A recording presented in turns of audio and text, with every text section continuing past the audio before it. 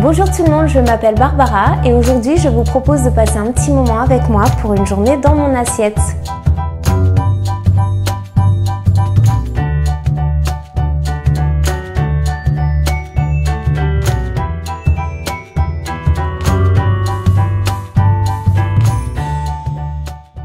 Aujourd'hui, j'adore le sport, mais ça n'a pas toujours été le cas. On peut pas dire avant que j'étais une grande sportive. Je le pratique 5 fois par semaine. Je fais du HIIT et du renforcement musculaire, ainsi que de la course à pied. Du coup, j'ai dû vraiment bien adapter mon assiette à cette nouvelle routine sportive. Alors, ça fait un petit moment maintenant que je pratique le jeûne intermittent. Et aujourd'hui, je ne mange plus qu'un repas par jour. Alors oui, je pourrais peut-être en faire 2, mais j'ai trouvé vraiment un confort comme ça. Je me sens vraiment bien. Donc, pour l'instant, je ne change pas, mais peut-être qu'à l'avenir, ça pourra évoluer. Du coup, dans cet unique repas par jour, je dois vraiment avoir tous les nutriments nécessaires. J'accorde aussi beaucoup d'importance à la présentation de mes plats. Au-delà de mes papilles, j'aime aussi que mes yeux soient flattés. En fait, j'aime que ce soit comme au restaurant.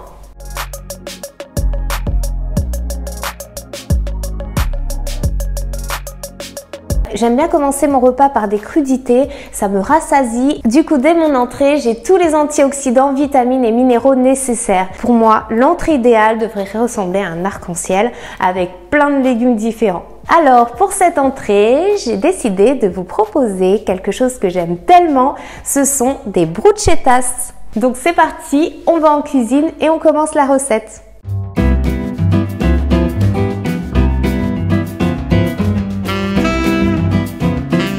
Je vais commencer par faire griller les tranches de pain complet.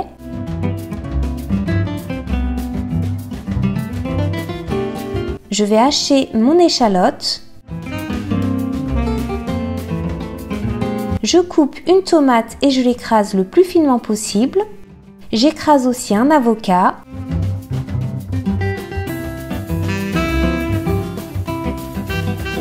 J'arrose le tout d'un demi-citron. Je sale et je poivre et bien sûr je mélange le tout à la fin. Pour le blanc de poulet, j'achète toujours celui-ci de la marque Fleury Michon. Je le préfère déjà au goût et vous verrez que la liste des ingrédients est courte. Là vous avez vraiment une bonne portion de protéines, en plus c'est du 100% filet et c'est très peu calorique. Je vais donc ajouter une tranche de blanc de poulet sur chaque pain grillé.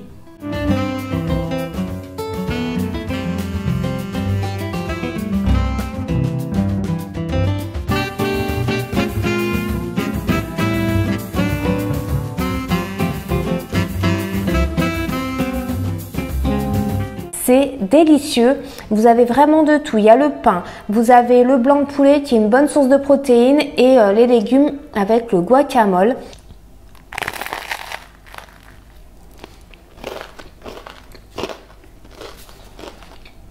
Donc là vraiment on a un petit plat équilibré. Pardon, on marque une petite pause le temps que je finisse parce que c'est trop bon.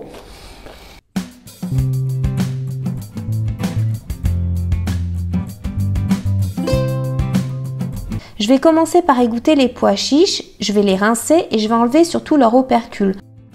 La technique que j'ai trouvée, c'est de les frotter entre mes deux mains, comme ça je trouve que l'opercule s'enlève plus facilement. Ensuite je vais peler et je vais couper la gousse d'ail en deux. Je le coupe en deux pour pouvoir enlever le germe qui est au centre, donc c'est la petite partie qui est un peu verte parce qu'elle est beaucoup moins digeste. Je coupe la betterave en dés. Et je vais mixer la betterave avec les pois chiches, la pâte de sésame, l'huile d'olive, l'ail, le sel et le poivre.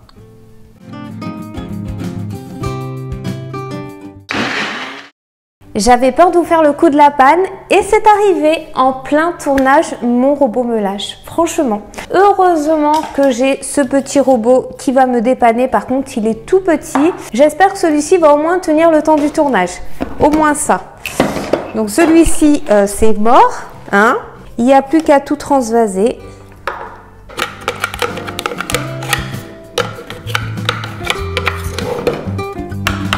Verdict, j'espère qu'il va marcher.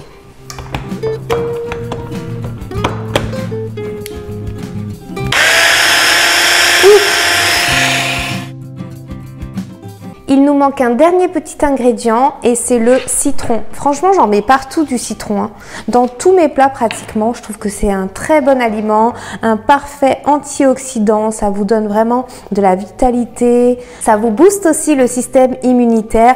Et surtout, avec cette saison-là qui arrive, avec les températures qui baissent, prendre du citron, il n'y a rien de mieux.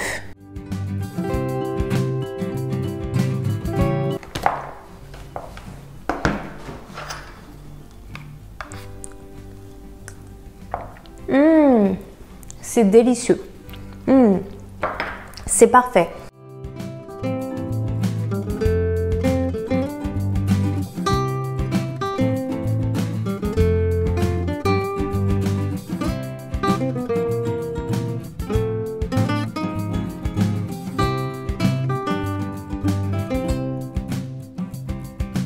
Ça, c'est encore une entrée qui est parfaite aussi si vous voulez recevoir du monde et proposer par exemple des tapas. D'ailleurs, moi, c'est comme ça que je vois mon entrée. J'aime bien piocher un peu partout, avoir plein de petites choses à grignoter comme ça. Vous pouvez aussi mettre des petits bâtonnets de concombre, de céleri, pourquoi pas du chou-fleur, tout ce que vous aimez. Et vous allez voir, ça va vraiment avec tout le houmous, même un petit morceau de pain comme ça, c'est trop bon. J'adore. En plus, il est rose. Pour le plat principal, j'avais envie d'une assiette automnale, une assiette de saison.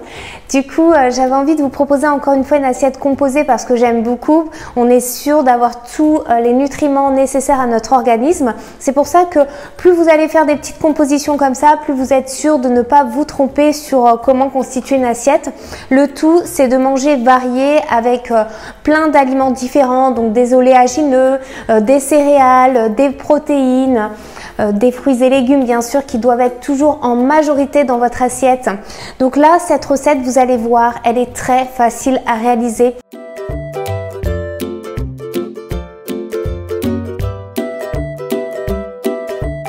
J'ai déjà lancé les pâtes complètes et là, c'est parti, on va faire la recette. Je vais couper mes champignons.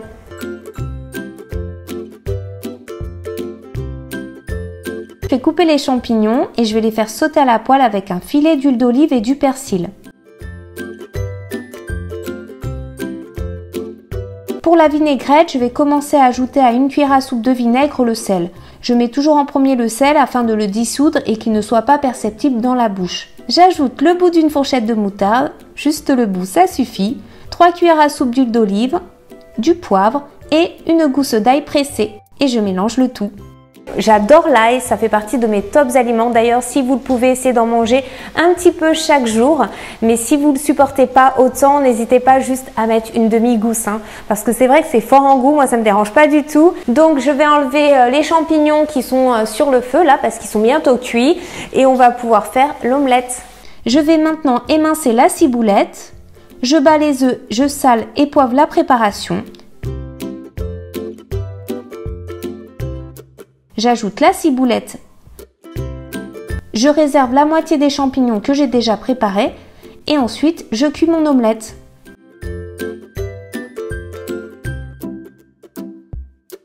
Je termine par couper le fromage en lamelles pour avoir le goût du fromage mais avec les kilos en moins. Il ne me reste plus qu'à composer mon assiette. Alors pour l'omelette, j'aime qu'elle soit légèrement baveuse. Je ne vous recommande pas de la laisser trop longtemps chauffer, sinon ça va faire quelque chose de trop sec. Donc on va commencer par mettre l'omelette. Donc c'est vraiment généreux quand même. Vous voyez au niveau des quantités, on a vraiment une belle portion. Ensuite, je vais rajouter un petit peu de pâte. Voilà, pas besoin d'en mettre non plus beaucoup parce que déjà l'omelette, ça permet d'être bien rassasié. Donc on va les verser, ce sera quand même plus simple. Pour vous donner un ordre d'idée pour les quantités, comptez un point fermé, notamment pour tout ce qui est pâtes, riz, etc. Pour avoir encore une touche de crudité, je vais me rajouter quelques feuilles d'épinards, c'est vraiment délicieux. Donc là on a à la fois les légumes cuits avec les champignons et à la fois toujours du cru qui va être quand même beaucoup plus riche en termes de vitamines. Je rajoute la moitié de ma préparation qui m'a servi à faire mon omelette. Ça évite que ce soit trop sec et surtout ça évite de rajouter des matières grasses pour rien. Et donc je rajoute un petit peu de vinaigrette, pas besoin d'en mettre beaucoup, sur mes épinards.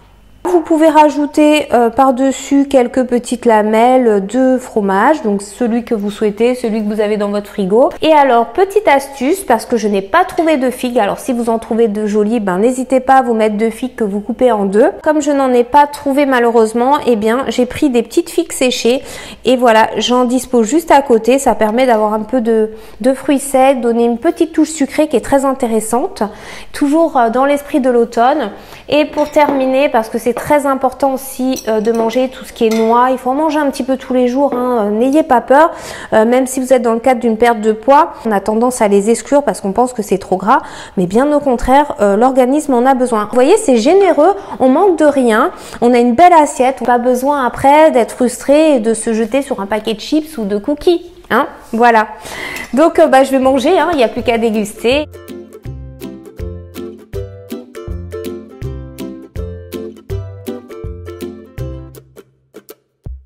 Bon appétit!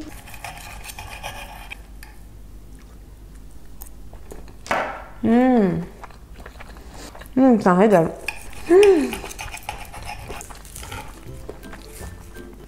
J'ai toujours adoré la salade avec des noix. Et alors, avec un petit bout de fromage comme ça, c'est trop bon.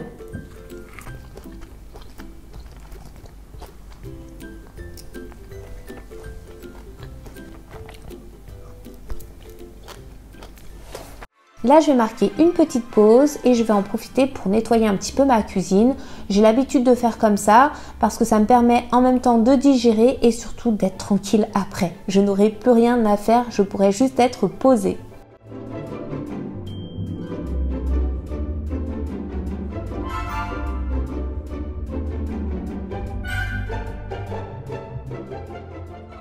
Mon dessert, ça va être mon goûter parce que je suis restée gourmande et j'aime bien avoir ce petit moment où je vais grignoter plein de petits trucs. Dans ce petit plateau, vous avez vu, il y a plein de petites choses à manger. Je commence par mon avoine, c'est vraiment rassasiant, c'est un bon carburant avec un petit peu de lait chaud. Donc soit vous pouvez prendre du lait crémé ou du lait d'avoine ou du lait d'amande selon ce que vous souhaitez. Des petites noix de pécan, alors ça j'en mange tous les jours, j'adore ça. Donc j'en mets une toute petite poignée, pas plus, surtout qu'il y avait déjà des noix dans mon plat principal. Et alors quelque chose que j'aime énormément, ce sont les petits copeaux de noix de coco, donc j'en mets très peu, hein. C'est simple, hein, mais c'est trop bon. Alors ça, c'est de l'avoine complet, je le préfère comme ça et j'aime bien qu'il soit pas trop émietté. Vous savez, il y a des paquets où on dirait de la poudre limite. Et alors, c'est juste trop bon. En termes de fruits, donc je vais souvent manger 2, pas plus, hein, parce que quand même c'est sucré, même si c'est pas un mauvais sucre, hein, n'ayez pas peur, vous pouvez aussi en manger si vous avez envie de manger des fruits, je vous invite à le faire. Mais voilà, moi 2 portions de fruits ça me suffit, par contre c'est un peu plus que la taille d'un poing, hein. Je prends quand même de bonnes quantités. Là on a une bonne poire qui vient du coin et du raisin, hein, qui est complètement le fruit de saison aussi.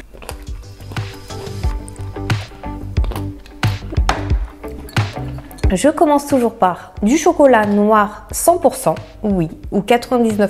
Jamais je n'aurais imaginé manger du chocolat aussi puissant.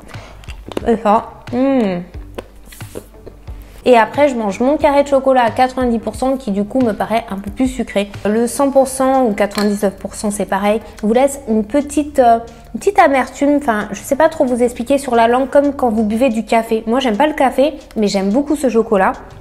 Et après, vous continuez sur le 90 et c'est un régal. Et alors, il n'y a pas de culpabilité à manger du chocolat parce que le chocolat, c'est un anti-stress et en plus, ça permet de diminuer la montée de cortisol qui est responsable notamment des crampes et aussi de la baisse des performances. Donc, n'hésitez pas à en manger un petit peu tous les jours, ça fait vraiment pas de mal. Ben écoutez, je me suis régalée avec vous, ça m'a fait vraiment plaisir de vous retrouver aujourd'hui. Je vous invite aussi à me retrouver sur Instagram, comme ça je vous retrouverai aussi en story et puis je poste aussi des photos là-bas. Je vous fais d'énormes bisous et je vous dis bon appétit. Ciao tout le monde!